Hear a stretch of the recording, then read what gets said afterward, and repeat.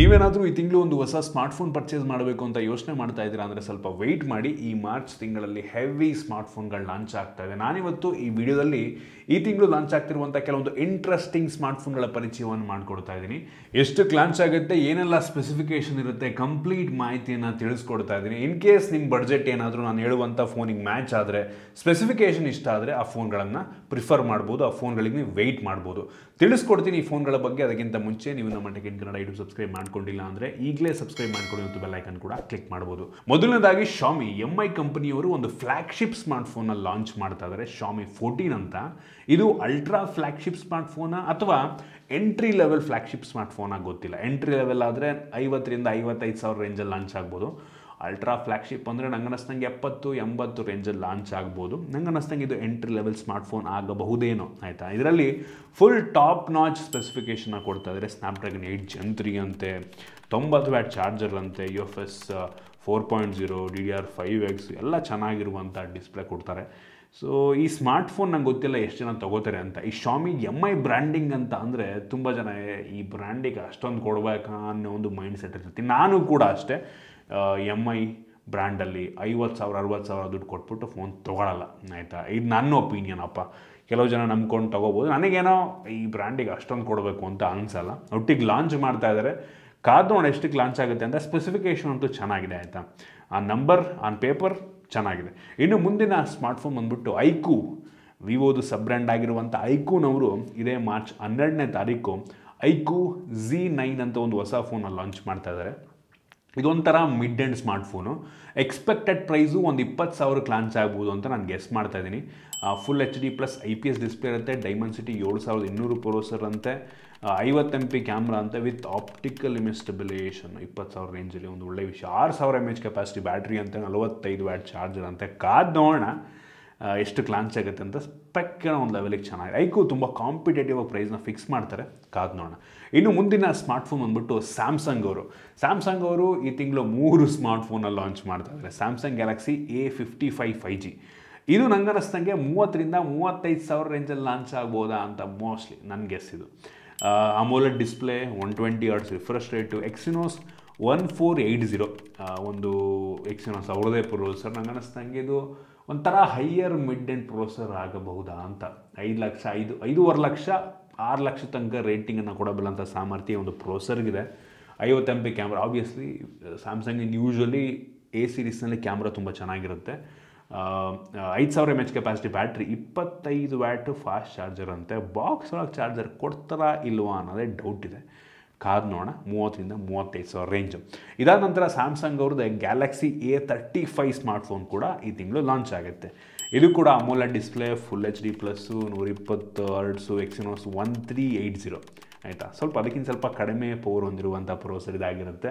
ಇದು ಕೂಡ 50 MP camera, 13 MP selfie, 5000 mAh, 25 watt charger. ಇದು ನನಗನ್ನಿಸ್ತಂಗೆ ಒಂದು 25,000 ರೇಂಜಲ್ಲಿ ಲಾಂಚ್ ಆಗ್ಬೋದಾ ಅಂತ ನಾನು ಗೆಸ್ ಮಾಡ್ತಾ ಇದ್ದೀನಿ. 25,000 ನನ್ನ ಗೆಸ್ಸು. A35ಗೆ 20 ರಿಂದ 25 ಆಗಬಹುದು, ಕಾದು ನೋಡೋಣ. ಇದಾದ ನಂತರ ಸ್ಯಾಮ್ಸಂಗ್ ಇನ್ನೊಂದು ಸ್ಮಾರ್ಟ್ಫೋನ್ ಲಾಂಚ್ ಆಗ್ತಾ ಇದೆ. ಇದಕ್ಕೆ ಹೆವಿ ಎಕ್ಸೈಟ್ ಆಗಿದ್ದೀನಿ, ಯಾಕೆಂದರೆ ಇದು ಗ್ಯಾಲಕ್ಸಿ F15 ಅಂತ. ಗ್ಯಾಲಕ್ಸಿ F15 ಇದು ಕೂಡ ಅಮೋಲೆಡ್ ಡಿಸ್ಪ್ಲೇ ಅಂತೆ, ಫುಲ್ HD+, 120 Hz. ಬಟ್ ಈ ಸ್ಮಾರ್ಟ್ಫೋನು 12,000 ರಿಂದ 15,000 ರೇಂಜಲ್ಲಿ ಲಾಂಚ್ ಆಗುತ್ತೆ ಅಂತ ಹೇಳಲಾಗ್ತಾ ಇದೆ.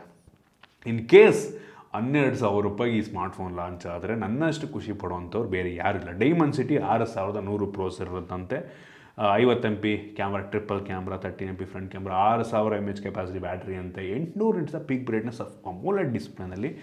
ಕಾದು ನೋಡೋಣ, ಆಯಿತಾ. ಇನ್ ಕೇಸ್ ಏನಾದರೂ ಇದು 12,000 ರೂಪಾಯಿಗೆ ಲಾಂಚ್ ಆದರೆ, ಆಯಿತಾ, ಬೆಂಕಿ ಸ್ಮಾರ್ಟ್ಫೋನ್ ಆಗ್ಬೋದು ಸ್ಯಾಮ್ಸಂಗ್ ಬ್ರ್ಯಾಂಡಿಂಗ್ನಲ್ಲಿ, ಆಯಿತಾ. ಈಗ ಎಚ್ಚೆತ್ಕೊಂಡಿಲ್ಲ ಅಂದರೆ ಸ್ಯಾಮ್ಸಂಗ್ ಅವರು ನಮ್ಮ ದೇಶದ ಮಾರ್ಕೆಟ್ ಬಿಟ್ಟೇ ಹೋಗ್ಬೇಕಾಗತ್ತೆ. ಜನ ಎಲ್ಲರೂ ಕೂಡ ಬೇರೆ ಬ್ರ್ಯಾಂಡ್ಗಳಿಗೆ ಶಿಫ್ಟ್ ಆಗಿಬಿಡ್ತಾರೆ. ಹೌದು, ಸ್ಯಾಮ್ಸಂಗಿಂದು ಒಂದು ಬ್ರ್ಯಾಂಡ್ ವ್ಯಾಲ್ಯೂ ಇದೆ. ಅವ್ರು ಕಡಿಮೆ ದುಡ್ಡಿಗೆ ಲಾಂಚ್ ಮಾಡಿಲ್ಲ ಅಂದರೆ ನಮ್ಮ ಜನ ಬುದ್ಧಿವಂತರು, ದೇವರಾಣೆ ಈ ಸ್ಯಾಮ್ಸಂಗ್ ಫೋನ್ಗಳನ್ನ ತೊಗೊಳ್ಳಲ್ಲ. ಐ ಹೋಪ್ ಅವರು ಈ ವರ್ಷ ಸ್ವಲ್ಪ ಬುದ್ಧಿ ಕಲ್ತ್ಕೊಂಡು ಕಾಂಪಿಟೇಟಿವ್ ಆಗಿ ಪ್ರೈಸ್ನ ಫಿಕ್ಸ್ ಮಾಡ್ತಾರೆ ಅಂತ ಅಂದ್ಕೊಳ್ಳೋಣ.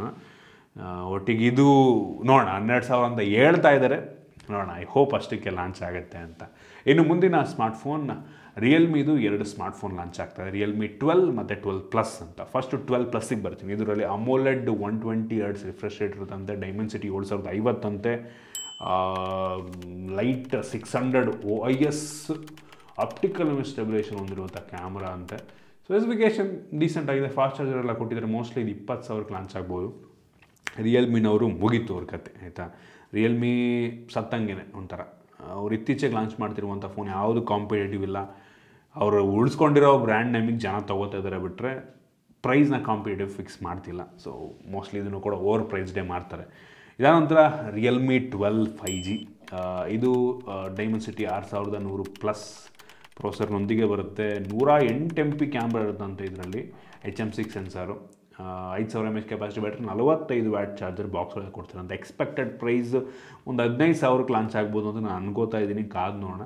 ಇದರಲ್ಲಿ ನಮ್ಗೆ IPS 120 Hz ರಿಫ್ರೆಶ್ ರೇಟ್ ಸಿಗುತ್ತೆ. OLED ಡಿಸ್ಪ್ಲೇ ಸಿಗೋಲ್ಲ ನಮ್ಗೆ ಇದರಲ್ಲಿ. ಇದಾದ ನಂತರ ಮುಂದಿನ ಸ್ಮಾರ್ಟ್ಫೋನ್ ಬಂದುಬಿಟ್ಟು ನಥಿಂಗ್ ಫೋನ್ 2A.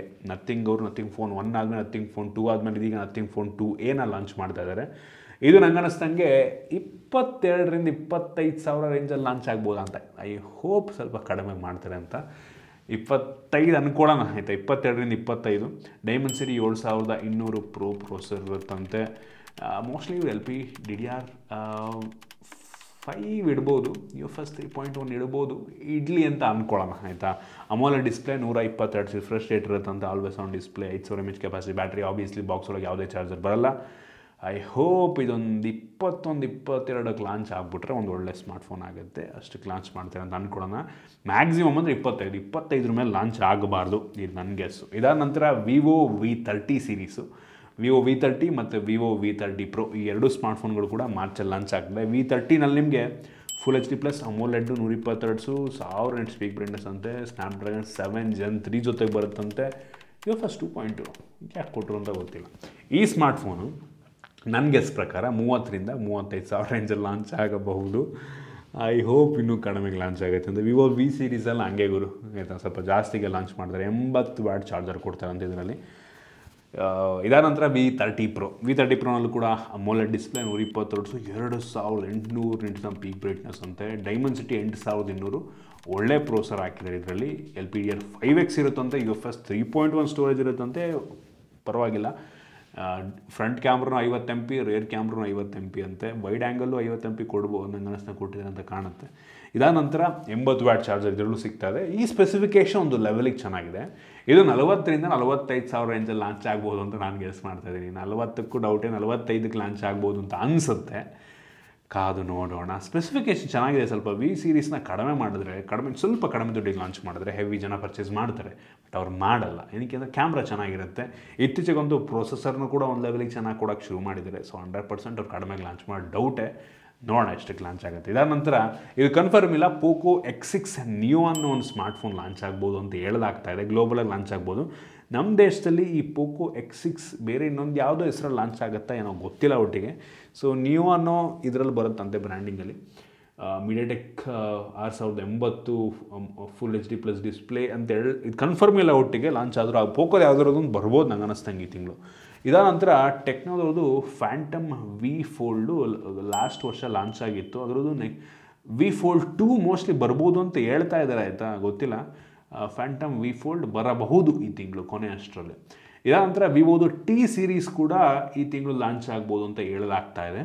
ಸೊ ಇದು ಐಕೂದು ಏನಾದರೂ ರೀಬ್ರ್ಯಾಂಡ್ ಆಗುತ್ತಾ ಅಂತ ನಾನು ಎಲ್ಲೋ ಗೆಸ್ ಮಾಡ್ತೇನೆ, ಗೊತ್ತಿಲ್ಲ, ಆಯಿತಾ. ಆದರೂ ಆಗ್ಬೋದು. ಒಟ್ಟಿಗೆ T ಸೀರೀಸ್ ಇನ್ನೊಂದು ಸದ್ಯದಲ್ಲೇ ಬರುತ್ತೆ ಅಂತ ಹೇಳಲಾಗ್ತಾ ಇದೆ. ಸೊ ಇಷ್ಟು ಕೆಲವೊಂದು ಸ್ಮಾರ್ಟ್ಫೋನ್ಗಳು ಇನ್ನೂ ಬೇಕಾದಷ್ಟು ಲಾಂಚ್ ಆಗ್ತಾಯಿದೆ. ನನಗೆ ಇಂಟ್ರೆಸ್ಟಿಂಗ್ ಅನ್ನಿಸ್ತಂಥ ಕೆಲವೊಂದು ಸ್ಮಾರ್ಟ್ಫೋನ್ಗಳ ಪರಿಚಯವನ್ನು ನಾನು ನಿಮಗೆ ಮಾಡಿಕೊಟ್ಟಿದ್ದೀನಿ. ಐ ಹೋಪ್ ನಿಮಗೆ ಈ ವಿಡಿಯೋ ಇಷ್ಟ ಆಗಿದೆ ಅನ್ಕೋತೀನಿ. ನಿಮ್ಗೆ ಇದಿಷ್ಟರಲ್ಲಿ ಯಾವುದು ಇಷ್ಟ ಆಯಿತು ಕಾಮೆಂಟ್ ಮಾಡಿ.